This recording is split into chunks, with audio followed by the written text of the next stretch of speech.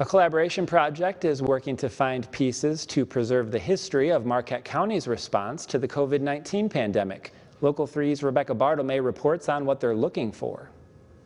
Pandemics like this happen rarer now, but knowing how people handled it in the past can help us look to the future when something like this, God forbid, happens again. The Marquette Regional History Center, Peter White Public Library, NMU Archives, and Beaumere UP Heritage Center are working together to document the COVID-19 pandemic in Marquette County. So far, the main thing we've been collecting is the newspapers, making sure that we have copies of all the articles talking about what's been going on, talking about the closures, but we're also making sure that we have obituaries for the people who've died.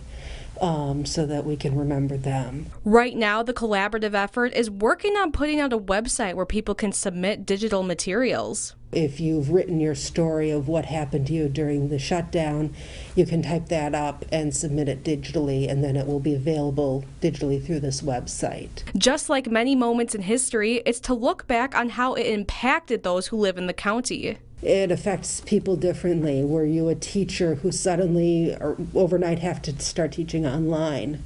Were you a student who thought you were going back to school Friday morning and found out when you woke up that you weren't?